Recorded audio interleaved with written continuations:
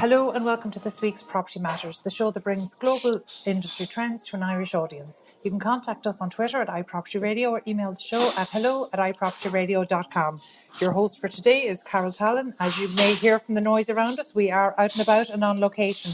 We have a special 1-hour show today with Michael O'Flynn, CEO and Chairman of the O'Flynn Group. So thank you so much for joining us, Michael. Thank you, Carol. Again, people will be able to hear the buzz. We're out in the Alex Hotel after recording an interesting BizNow panel, which is an industry discussion made up really of an interesting group of John O'Connor from the housing agency, Brona Darcy from Tua Housing, and of course chaired ably by Pat O'Farrell of Irish Institutional Property. So tell me a little about O'Flynn Group, and then we'll be able to add a little bit of context around the panel discussion. Okay.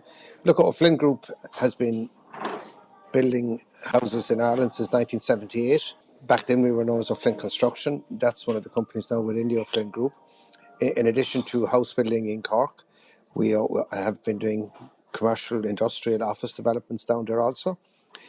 In the early 80s in Ireland, things were very difficult, so we embarked on some schemes in the London area. We didn't go to Dublin at that time, even though we're very much now in Dublin as well as Cork, because we saw the London market as an alternative to the Irish market. And it worked very well. There were different cycles for a long number of years. And as I said, the early 80s were rather difficult in Ireland. And you weren't coming from a background in property. This wasn't a legacy business you were coming into. No, we're first generation, in that regard. And we started out at house building, and it grew incrementally from there. Okay, and how did you get into house building? Well, I come from a farming background. So my brothers were in the business, and one brother of mine worked full-time with them at that time. So we decided to come together. I had qualified as a technician, and we didn't really, I suppose, being from farming background, we probably were happy to have something of our own. So we started into house building in 1978. And what kind of experience would you have had kind of post-school at that point? Well, he would have had a good experience of working with the other side of the family. I was very much on the organisation side, and it went from there. We grew slowly, as people should in any business, and we culminated in dealing with the crash that came some years ago, and thankfully we have emerged from that. Lessons learned, but lessons that should be learned by everyone, not just those in the developer sector. Yeah. You know, it's interesting where you jump over to I suppose the last big crash, but I'm sure there were challenging times before that as you came up through. Look, being a house builder in the Cork area, I could say has always been challenging, and we very much had to tailor our product and tailor our overheads and our whole offering as such that it worked at a time. Maybe in other parts of the country things might have been more lucrative, but we, as I said, in the early 80s, things almost ground to a halt in this country, and people have forgotten now how bad things were back then. But as we started up in the UK. I've never left the UK, and in fact the UK has proved to be a very important source of joint ventures money that has stood to us to this day. We work well with people, with partners. We're a very committed company, and we take everything we do very, very, very, very seriously. And I think people who work like that attract the right kind of relationships. And in terms of the team, have you family members? I mean, are you looking at this becoming a second generation business? Well, I am. My brother is my brother and I started together. We're still together, of course, in the business. But I have. You say, of course, but that's not something that can be taken for granted at all. Well, it's the case with us, but it shouldn't be taken for granted. I've two daughters in the business. One is a surveyor, and the other is an accountant. And I also have a son who is a surveyor as well. two out of Cork and one out of Dublin. So there is a bit of a spread in that. We have offices in Cork, Dublin, and London, and people tend to move about with the different offices and the different demands. And why do you think London was an automatic first step for you out of Cork rather than Dublin, which most Well, people would assume would be a natural next step? well, I remember very well saying Dublin is an extension of Cork. It's the same economy. It has the same ups and downs. And believe back then, people find this hard to believe, but England and Ireland were always out of tune as regards markets. When one was going up, the other was a bit behind, and when one was going down, the other was a bit behind. So That's interesting.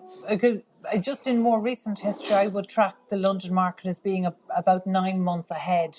Whether it's going up or down, I would say it's about 9 months ahead of Ireland. Would you? I'd say back then it was more. Really? I wouldn't disagree with you, but you know, you have no one can adjust quickly in our business, and that's one of the things that people don't understand.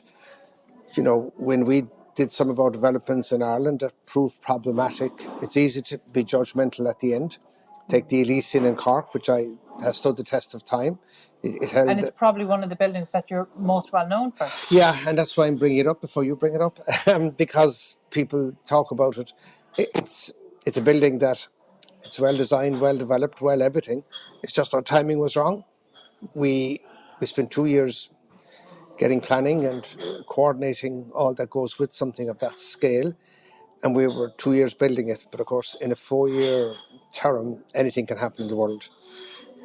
We had the financial crash that we have got overblamed for. We didn't expect anything of that scale to happen. I think the overblame is a really important word there, because that's definitely something that previous guests on our show would have echoed as well. And in fact, there was a developer, actually another Cork developer, who's now operating in the UK market over in Ireland, and he spoke about the damaging effect that the media had on business at a very crucial time when actually deals needed to be salvaged. Well, look, the whole formula was liquidate, really. I understand why NAMA had to be established. I think they made it bigger than what it needed to be. I was an advocate of a bad bank in each of the banks at the time. But there's no doubt that people tended to want to blame the banks and the developers. Did people just need somebody to blame? There I was a think they lot did. of anger at that time. I think they needed somebody to blame, and a lot of them were looking for retribution. You know, it wasn't just blame, which was unfortunate, because I remember in 2012 saying we were going to have a housing crisis in this country. People gave me funny looks at the time in an interview I did with the Sunday Independent. I actually remember that interview. You were one of the first to say that we were having a housing crisis of the opposite to what everybody else was feeling. We were thinking housing crisis in the terms of we're still in chaos here from the fallout, whereas you, back in 2012, were identifying an undersupply in the market. Well, the fundamentals of the economy were still good. Of course, we were in a correcting phase. There's no doubt that at that time I saw no forward planning. People were acting as if we don't need any more development. Development is finished with. Something I heard in a number of places. What do you mean finished? As in people just couldn't see beyond they couldn't see beyond where we were at that time? People in serious policy areas, as far as they were concerned, we have, not alone do we have enough development, we have too much development, and we don't need any more development. Development has a slow cycle. It takes time to plan it. It takes time to build it. And unfortunately, I could see at the time that we had a stock situation which we were running down. Property, of course, went too high, but now it was going too low. And some of the people who were driving it down and talking it down, like, if you have any product, be it a house or anything else, that goes below the cost base, that's going to cause trouble sooner or later. And I could see a situation where not alone were we not building, we weren't planning for building, and we had almost an agenda to drive prices way below replacement cost. And, you know, as has been proven, I don't like being proven correct, we're still recovering from that. we're still struggling to get product viable, as you may have heard today. And it's all about viability on one side and affordability on the other. But you need the policy to support that. The macro policies have to be right. The macro policies back then weren't right. They're not right today. And we have to face up to the fact that we need 35 plus thousand houses in this country. We need policies that will enable the developer industry. And I see people at that time, some people felt they could replace the developer industry. Like, that was very short-sighted. Well, like who? Like, let's get specific. Policy makers, decision makers, they felt that we were instrumental in causing the crash. We actually weren't instrumental, but we were a part of it. And I've always been very quick to admit that. Some people say too much so, but look, I remember at some years ago I spoke at something and I said the planning industry, the professional service industry, the accountancy industry, all of these were involved. You know, places didn't get built before they got zoned, got planning, got infrastructure.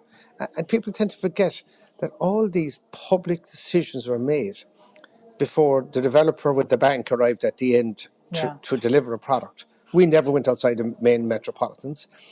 I would contend back then, and still contend, that we created zoning in this country that was never going to be needed. So we didn't. But how did that come about? Because I think that's something that, again, despite the fact that this was done kind of by local authorities, you know, perhaps with political influence, I think that part of the blame game here goes back, it seems to be pointed towards the developers again in terms of lobbying. But was that a reality? Is that really how zoning came about? It wasn't really. I mean, there was cases of lobbying, and I don't support that. But the reality is, the councillors everywhere wanted a piece of the action. So, in lots of local authorities around the country, deals were done between councillors. You back mine, and I'll back yours. And then the executive may not have set out to do something, but once the shareholder body, being the councillors within the council, back it or rezone it, they're then forced with the situation that it has to get serviced. And of course, then some developer comes along, and because it's zoned and because it's serviced, they can go building. But like, I would contend at this moment in time, we don't have enough land with infrastructure that's available in the right place. Okay, no, I think in the right place is maybe the important point there, because I think most people would take the view that we do have enough land, whether it's zoned or not. It's certainly, or in terms of infrastructure on it, it's certainly capable of having that done. So is it a case, are we starting to repeat the bad patterns of putting infrastructure in the wrong places? I don't think we are doing that, but actually what we are doing is, we've poor land management in this country. We are not asking, what do we need? Where do we need it? Now, you even heard it at the discussion today. Everyone thinks, oh my goodness, it's all brownfield, it's all apartments. It's not.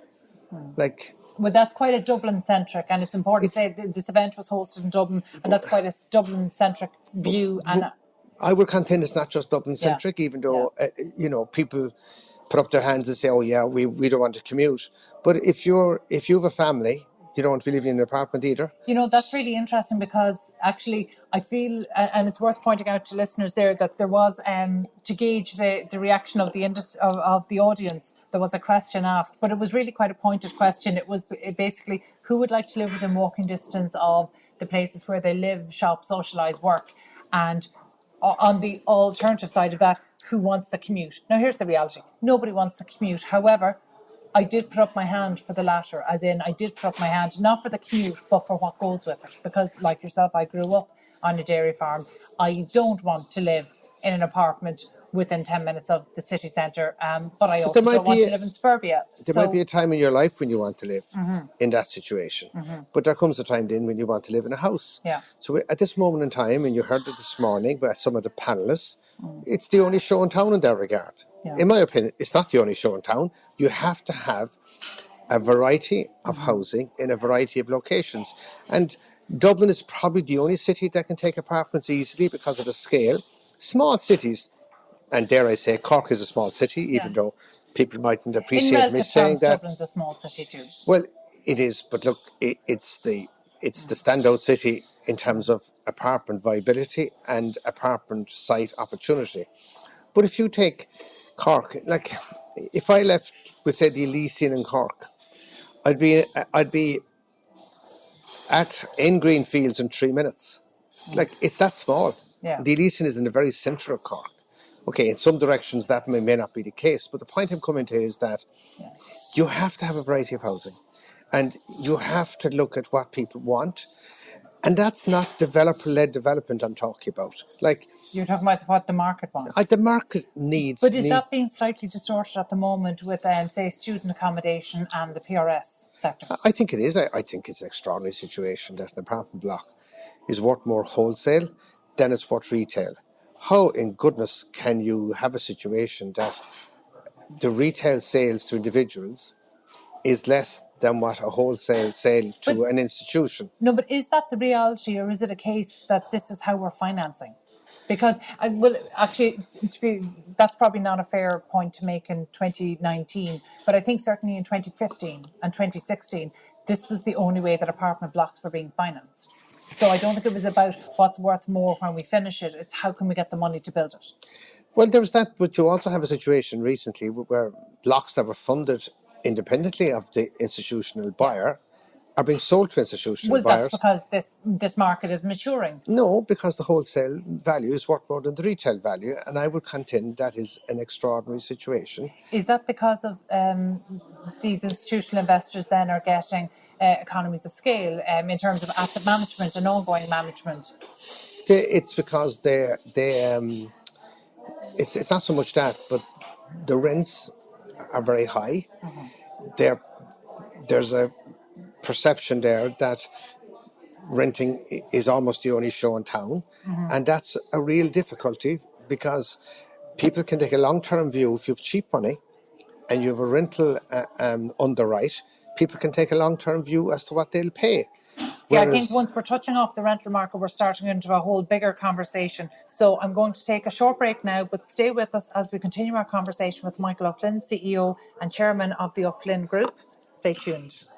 Okay, you're welcome back to Property Matters here on Dublin South FM with myself, Carol Talon. You can contact us on Twitter at iPropertyRadio or by email at hello@iPropertyRadio.com. Michael O'Flynn, CEO and Chairman of the O'Flynn Group, is still with us. And Michael, just before the break, we were talking about the rental market. And this is maybe, do we need to draw distinctions actually between not just Dublin and Cork in terms of rental, but actually the cities versus market towns? Well, I would say the cities, Dublin versus the regions, and I'm including Cork as a region. But you can take Dublin, Cork, Galway, Limerick, those city Rents in areas. Galway are exceptionally high. They're second only to Dublin.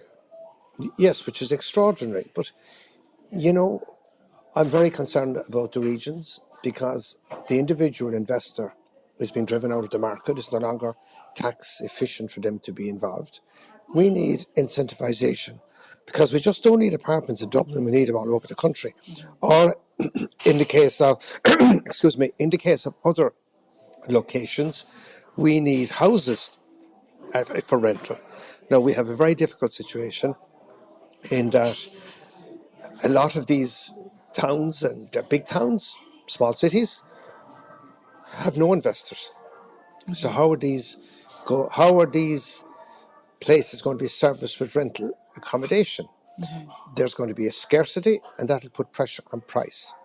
And so I just don't think we have any housing strategy for any of the housing areas. I thought that was an interesting point you made. You actually felt that there was, whatever about social housing in Ireland, in terms of private housing, there's no unified strategy in place. Well, there's no strategy, not even a unified one. There's no strategy. There's nobody saying, But what does the industry locators need? How can we structure a housing mix that, like, we're a critical part of the economic activity in a region. We do property not, developers yeah, and the supply of housing. contractors. Some people call it shelter, but it's everybody needs housing. It's we have a rental housing market that's, in my opinion, out of control as regards the cost. We have a social housing sector that isn't being supplied or provided for enough. Do you think that's fair? Because I'm just looking at what's happening in social housing. I think there's a lot happening that people don't seem to recognise. So, for example, in terms of social housing, 40 years ago, money was being spent by local authorities to deliver homes, to build homes, and that was one thing. 10 years ago or 15 years ago, money was being given and it was being leveraged through the Housing Finance Agency.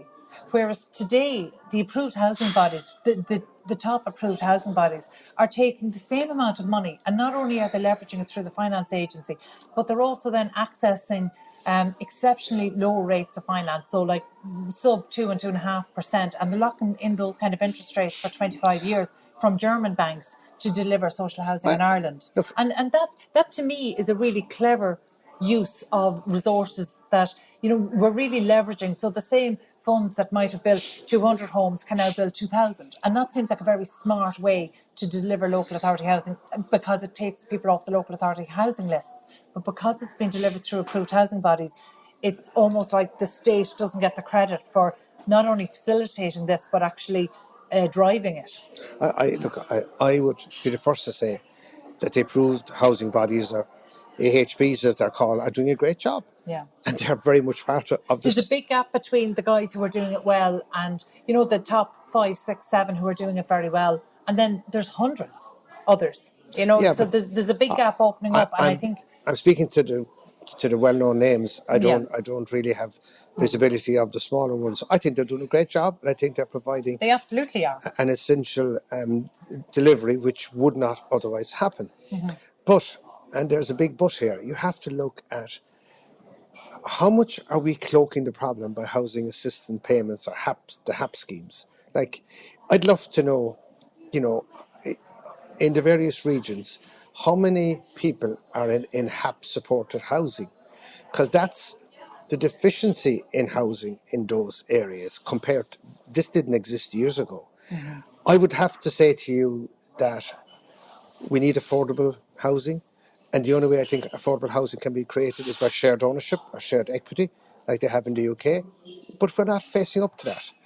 Michael, do you think we need to get back to a stage where people are going into local authority homes that, well, either that they move on from those, so where you have HAP assisted or where you're in receipt of a local authority home, that you're not in it for life, that there has to be an element of moving on, or there's an element of buying it out and it becomes a family home. At the moment, we seem to be geared towards lifetime social rental. I think we are, and I think a lot of people now in this country, because of on one side, the macro potential rules, on the other side, the cost of housing, which is partly because of VAT and the cost of land and levies and all that goes with that. I think we're creating a sector of people who are confined to rent, not just in social housing but in private housing. I think that's very, very serious for people. So what's going to happen when people hit retirement age and they're no longer creating an income? I think it's going to be a major problem.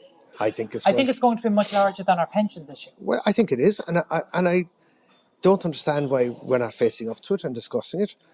I think this is a housing strategy that's coming about because we have no strategy. I think if we looked and analysed the housing mix at the moment, those people who are stuck on rent will stay on rent because in my opinion, there is no prospect of people being able to afford the rent they're paying and at the same time save for a house. And I think that's well established. I think it's well established, but why isn't it faced up to? Why isn't somebody saying, hold on, we need to deal with this? We're not dealing with it. Do you think that's because the what's pending ahead of us, as in 20, 30 years' time, when we have people who are currently in private rental and stuck in private rental, and in 10, 20, 30 years' time, when they come to the end of their income generating lifespan and working life? Is it because we just don't understand, or that we don't? Is this too big an issue for us even to try tackle at the moment? I think the issue of people stuck on rent and the HAP issue is too big an issue for any government to face when you don't have a clear government majority. And I think it's a bad indictment of our society that we've created a structure where the average couple, your gardener nurse type, I always describe them as, can't buy a house anymore.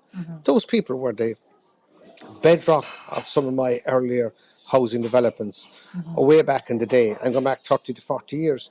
And interestingly enough, another group of people were the private investors who rented out at what I consider modest rents. Now, when you say private investors, do you mean kind of One off. the people who had one home, so the local pharmacist, the local Yeah. farmer, the local person who had, one or two properties? Yeah, and I think they're a critical part of a housing sector Well, because particularly outside of Dublin. they tend to be in the regions. This is the point. And because they tend to be in the regions, they were very, very valuable. And remember, we can't just have a society that's going to allow Dublin to get bigger and bigger, or the city areas to get bigger and bigger. We have to accommodate the whole strata of Irish society. We're not doing that. Are we taking away the choice? Because one of the things that came up on the Business panel discussion was about, people want to be within close proximity to local facilities, whether it's infrastructure and things like that. But are we taking into consideration the people who actually do want to live rurally, or that want to be able to live away from the cities but still need to be able to generate an income? Now, I know remote working, there are other solutions coming in, but they're not coming in en masse. They're not coming in at the scale that we need. First of all, we are taking away choice. And I absolutely believe whatever about the regions in the outer areas, if we can make Dublin, if we can make regions like Cork, Limerick, people will commute to those regions from outlying areas. But I don't see a situation at the moment where the current strategy of brownfield, pretty much only development, is going to succeed, because what I can see is a lack of viability, and that's a lack of any supply. And are you speaking about houses or apartments or both? I'm speaking about both. Okay, because you take the view that we need houses for rental as opposed to just apartments. We need houses for purchase and we need houses for rental. It's not just apartments. Apartments, if we're talking about Dublin only, fine, let's talk about apartments. Right, no, but say outside of Dublin, do you not see a need for apartments? I do see a need, but not the same level or percentage as you do in Dublin. Is part of the problem here that we have historically designed and delivered very poor quality apartments, so they weren't for lifestyle, they didn't suit most people's lifestyles? I think apartments suit people at the beginning or at the end of life but cycles. Is that a design flaw then? I think the apartments are much better designed and built today. So I don't think it's a design issue. I think there was a design issue for a number of years. I think that has been dealt with. But I do think that apartments only will not solve the problem. They may go a long way towards solving it in Dublin, but then will not solve it in other parts of the country. Okay, well, I'm going to jump topics here to something that I was really surprised to hear your opinion on today, and that is we spoke briefly about modular construction and methods of modern construction. So you mentioned that your organisation has invested in an off-site manufacturing plant. Yes. Is that in Ireland? Yes. Okay. I'm slow to talk about it until we get our certification. I know, I understand that, and that's something that most people be familiar with. We're well on our way in that regard. But I see that as an insurance investment against skill shortage, more than it's going to bring down the price of houses. I was very open today about it, and I think one of the panelists supported me. It doesn't mean cheaper. It might mean somewhat cheaper if we were building large volumes. But you know what? This is Ireland. You don't build large volumes anywhere. Yeah. And the whole financing world, the banking world, is such today that everything is done in phases again, which is good discipline. So the large volumes that modular works best doesn't really happen.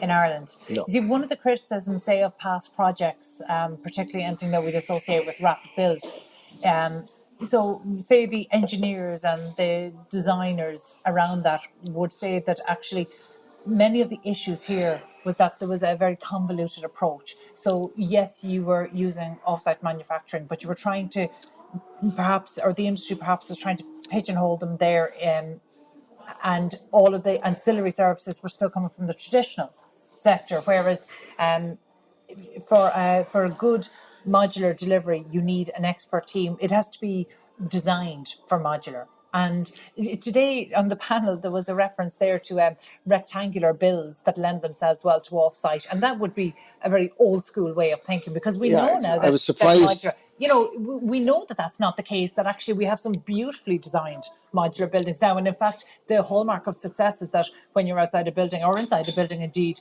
you can't tell. You know, a little bit like the difference between a timber frame and a block built home, that when you're in it from inside and outside, And essentially you shouldn't be able to tell the difference. And I completely agree, Carol. That's the way it should be. I was surprised with that contribution today.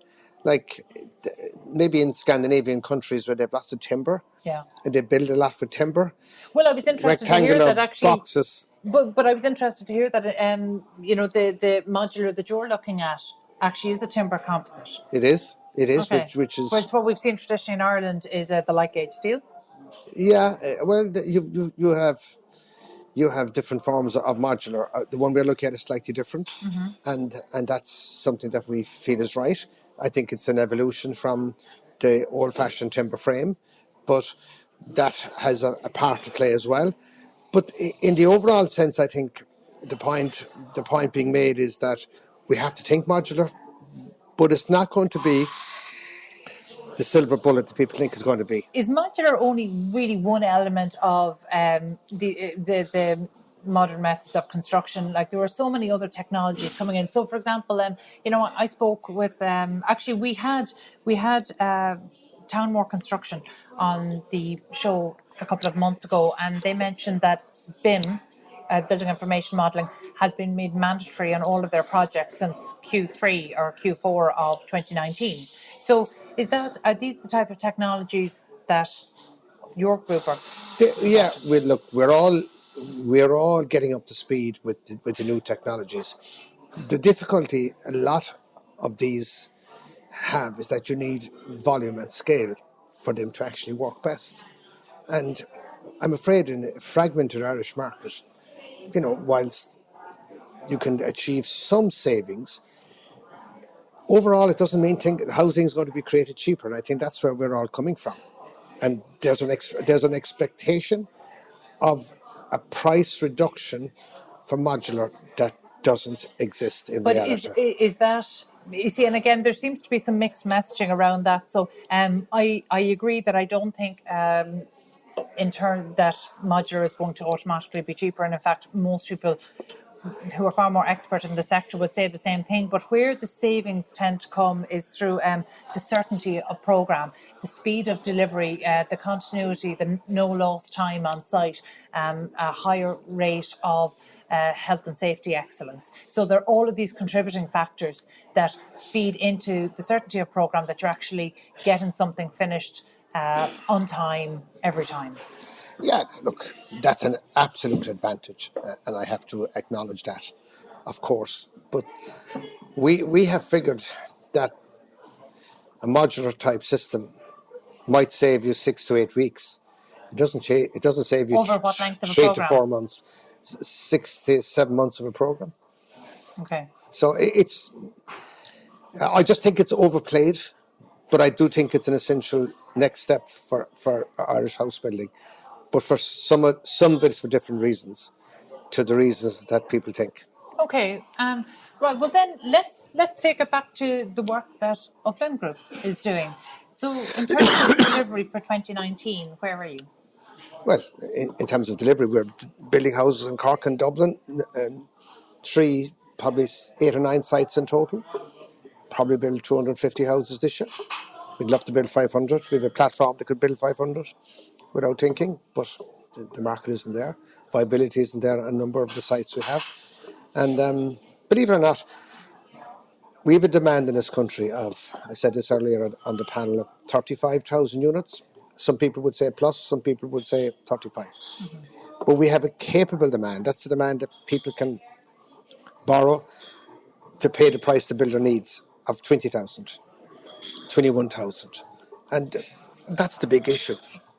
And do you think that that's because of maybe that growth in wages hasn't coincided with growth in employment in Ireland, or are we back to the macroprudential rules, central bank rules? Well, look, I don't think we need massive wage increases, but the macroprudential rules are a big factor.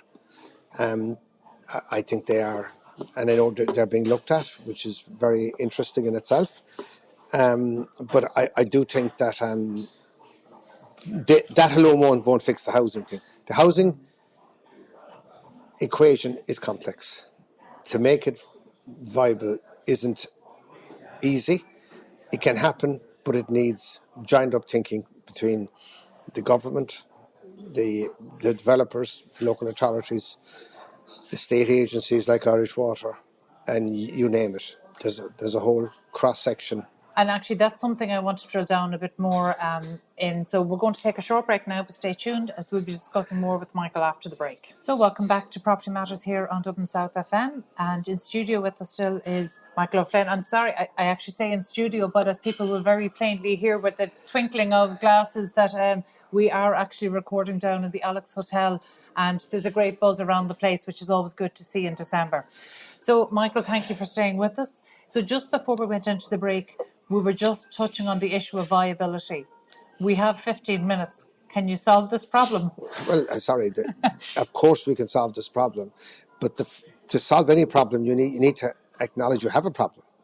And I hear government people talking about the increase in supply, and all those sort of positive phrases. But look, we can solve this problem, but it's not an easy one. We spoke before the break on the macroprudential rules, which clearly there may be some good news on in the next short while. But we also have to look at the percentage cost of land in an overall house. Okay. Before we get on to land price, because that is something I want to discuss with you, can I just drill down a little bit more on your take on the macroprudential rules? Because this would be something that, obviously being much less experienced in the market than you are, it's something that I think is a good thing, that we need credit controls on our mortgage lending. So for me, I suppose, having come through the crash, and that was my introduction to the property market, and I see that recovery that is almost, that we know is mid-cycle at the moment. I deal with professionals all over Ireland, and I know that the recovery in some places hasn't hit it. So we're really talking about not just Dublin and outside of Dublin. There are pockets of Ireland that are still very much suffering. They've seen very little progress over the last 10 years, and I'm not sure that a greater flow of credit is going to help that. Well, just come back to the early part of your question there. The macroprudential rules are too constraining in terms of what people can borrow. You mean 3.5 times their salary? The loan to income multiplier at 3.5. Can I just say, what do you think about the 10% rules, deposit for first-time buyers, but 20% for everybody else? Well, the people, I think it's strict. It's too strict. Do we have exceptions to that, of course? But the best people get the exceptions. They're the people who don't actually need it at all. So I would say the loan to income is at 3.5. Hopefully it'll go to 4 or 4.5 in the review. Do you think that's likely? Well, sorry, look, something has to happen. I doubt it'll go to 4.5, but I might as well say what I think needs to happen. But the macroprudential rules are a good thing. Yeah. They're a good instrument. Yeah. I wish we had them back in the day when things went mad. I only wish we had the macroprudential rules. So don't get anyone get me wrong here. I'm in favour of the rules. In the UK, they're 4.5, the factor. In New Zealand, where the governor came from, they're 5. So the other countries have different ways of looking at it. Did we But I would say, overcorrect? well, you took the words out of my mouth. I would say we're the most stringent regime of any country you want to look at now. And we're very good at this country at overdoing things, or overdoing on the way up and overdoing on the way down. And I would say that we have overdone it. We need to get them more realistic, because people at this moment in time are long-term consigned to rental. Unless you have sibling support or parental support, let's not create a country where unless you have family money, you're excluded from the housing market. That is wrong. And I think the macroprudential rules are part of that problem. But as I keep saying, they're not the only solution to the problem. I mean, changing the rules won't change the market overnight. There's Okay, well too then many other issues. let's get into the issue of Well, land prices. Yes, I think land management, zoning, and availability, I think is way behind in this country.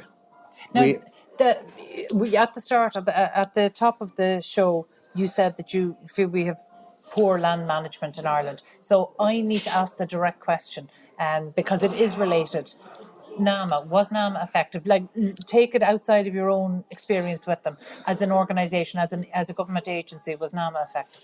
well, you see, NAMA would say they were, the government would say they were, because their remit. What would you say? Well, sorry, from an industry point of view, they were not effective, because they had to liquidate assets to pay back bonds, and their objectives didn't run in line with the normal crisis time if you were dealing with a bank, because they had a lifespan. They weren't looking ahead. NAMA, is now down to the Was it a last. catch and kill approach? Well, catch and kill is very strong, but its strategy was dictated for them to take borrowers over and liquidate as much as possible. So the people with a lot of good assets got them liquidated at a time when the market wasn't really good. So you had a situation where the outside investors from abroad were picking up assets at way below replacement cost. Sure, we all knew they were only going to go one way. It's an awful pity that NAMA couldn't have taken a different view. A more long-term approach. Yeah, but you see, NAMA were dealing with everyone together, and there was no separation of skills or separation of who are full-time in property, who are part-time. How can we look at... Was expertise acknowledged? The expertise really wasn't acknowledged, even though we were fortunate to be one of the companies that they supported, and we ended up with a loan sale. But in a lot of cases, they inherited loans from the banks where there was little or no expertise in giving out the loan. So there was a bit of a one-size-fits-all approach, which was rather unfortunate. But NAMA then weren't forward servicing land, or they weren't looking ahead with plannings, because they didn't see themselves as having a 5 to 10 year remit. So you have to understand where they were coming from, as distinct from a company like ours, and many of them would be forward planning, and so there was an immediate conflict there. If the economy was going to completely stop, which no one believed it was, because there were a lot of fundamentals right, even the banking industry was causing severe problems, the NAMA strategy might have been more akin to an economy that was going to grind to a halt. But the minute it turned, we were going to be caught flat-footed, as we have been, because NAMA didn't see themselves as future providers, and nobody was planning ahead. So, we don't have enough land zoned in the right place that's available. Why? Because we don't have macro policies directing local authorities to make sure that we provide enough land that the percentage of a house never passes a certain level, because there's enough land available. The reason land becomes expensive is there's a shortage, and when there's a shortage, people will take a view on house prices. That is a road to nowhere. And that's the road, unfortunately. Despite the recent experiences, we're back very close to that already, which And is quite amazing. so, were you surprised to see, I suppose, what can only be described as a transition from NAMA to the Land Agency, because that's the Land Development Agency, because that's under another name, that's exactly what happened. I am surprised with the Land Development Agency. Still, we heard from a board member this morning. I still don't know fully what it is because I've heard mixed messages. But I suppose a lot of people have come from NAMA into Land Development Agency, which has created its own concern and suspicion. I think they could have a very important role to play as an enabler, as a facilitator. I do not see them as a direct provider. And some of the soundings coming from them would suggest they are. Even this morning from the board member, I don't think he was denying the fact that they hope to have some direct provision of affordable housing from state lands. I think that's going to be fraught with danger vis-a-vis state aid or vis-a-vis the Competition Act and all sorts of areas that I think the last thing we need is something that's going to be challenged. We need something that's going to work. Okay, well then let's talk about what might actually work. Before we finish up today, I'd love to get maybe some insight from you as to maybe the type of housing policy that we need and the policy changes that we need to see right now. Well, we need a housing policy, and that may involve reducing VAT temporarily or giving some incentives for apartments. Why Or do you for, think that hasn't happened already? I mean, even because to see it in tourism and not to see it in construction seems bizarre. I'll answer it for you because they're fixated with the developer running away with the money. At this stage, they are. I've said it over and over. If that changes tomorrow morning, whether you have a VAT clause in my contract or not, and a lot of solicitors take out the VAT clause when they should be leaving them in, we will reduce the price by the VAT reduction. But not everybody might do that. But even if there is a temporary disagreement around who gets the VAT reduction, in a very short space of time, it'll feed into the house price. It'll feed into more viability. More viability means more supply. This is not rocket science. They should be thinking that way. We went into Europe at 9%. We're now 13.5%. Apparently, we can't come below 9%. I don't agree with that.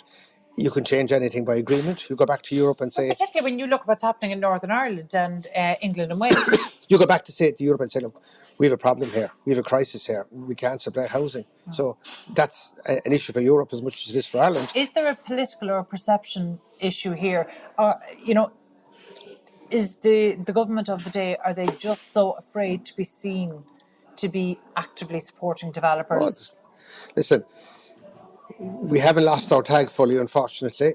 People are still concerned with any initiative that might look towards supporting a developer. Which is bizarre, and I think that's why we ended up with the Help to Buy scheme and the guise that it was. It was packaged as something for buyers when really it's very clearly and plainly a supply side initiative, and it just wasn't popular. Well, look, or maybe politically possible to call it that. 40% of our buyers at the moment avail of Help to Buy, which is excellent. That's good. It's vital. Yeah.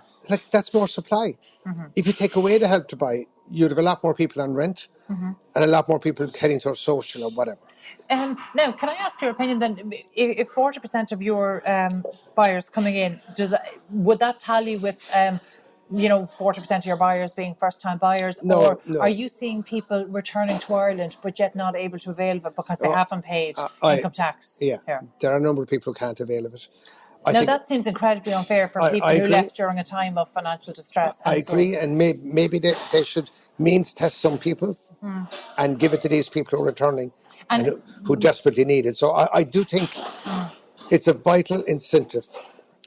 I thought they might have tailored it somewhat, but we're very glad they kept it. So I don't want to sound critical of it, but I think and it did look for a while like we were in danger of it maybe being reduced in value. I think we were, but I think that was a good strategy by the government. Well, isn't that kite flying? I'll say one thing, it's the laziest form of policy making, but actually it has served us better than if they didn't do it. Oh, there's no question. But so there's land, there's levies. You could take a view on levies. You could have schemes that you have levy claim clawbacks or some system that goes to the purchaser. I'm sure you could come up with different ways between levies, VAT, land, in terms of reducing house prices. But make no mistake about it, we want house prices to reduce as much as we want affordability to be improved. It is not a simple matter of doing one thing. One move here will not fix this. It needs a number, but you won't fix it unless you accept you have a problem. And I see a government who are afraid to accept they have a problem because that mightn't feed well into an election that has been looming for the last couple of years. And unfortunately, the numbers in this country make it very hard to have policies enacted that have longer term success. And rebuilding Ireland was really supposed to be the hope of something that, with multi-party support, would outlive the term of any single government. Yeah, and I see a lot of criticism at the moment across the political divide, and like when it comes to housing, when it comes to health, can we not take those political footballs away and just have policies that not while you've got people who are in the door and worried about saving their seat in 3.5 years' time. I'm not naive. I know how the thing works, but if you are to work for the good of this country, certain critical components, as in health, as in housing, can't be. If we do this, the opposition will criticise us. If we don't do this, we are criticised. Or the opposition are maybe keeping their magic in case they might get into power. Look, that's not good. And we're an industry that's totally impacted by the politics of the day. Which is ridiculous when you compare it to the likes of tourism or Board Bia, our food industry. So it's not that this has to be the way. It doesn't have to be the way. We can see across other important sectors to the Irish economy that this doesn't happen. There's no logic to it, Carol, but we're dealing with a small country, and we're dealing with a political divide that has a huge impact on our everyday lives and business. Michael, before we finish up, I'd like to maybe separate you slightly from the brand, because you're CEO and chairman of the group that you co-founded, that bears your family name. What will your legacy be in Ireland? Look, I wasn't that well known before the NAMA crisis. I felt very strongly as a developer that we were being demonised, so I started to speak out. I didn't have any personal guarantees. I acted and behaved responsibly, and I just wanted people out there to know that it's wrong to castigate everybody in the same way. I would like to think, because of the various activities I'm involved with besides my own business, that I have helped to leave behind a better place than I found. Michael, you're a true captain of this industry, and I genuinely appreciate you taking the time with me here today. So that was Michael O'Flynn, CEO and Chairman of the O'Flynn Group. Thank you for joining us today. You can get in touch with the show by emailing hello@ipropertyradio.com or go on to Twitter @iPropertyRadio. So that's it from us for this year. As we get ready to enjoy a Christmas break, we would like to thank all of our guests who joined us throughout 2019. I'd like to thank our producer Katie Talon and Adam Duke on sound. And a special thank you to all of our listeners this year. We know how busy you are, and we appreciate your support throughout our very first year on air. I look forward to lots more industry chat in 2020. But for now, on behalf of all the Property Matters team, I'd like to wish you all a very Merry Christmas and a prosperous New Year.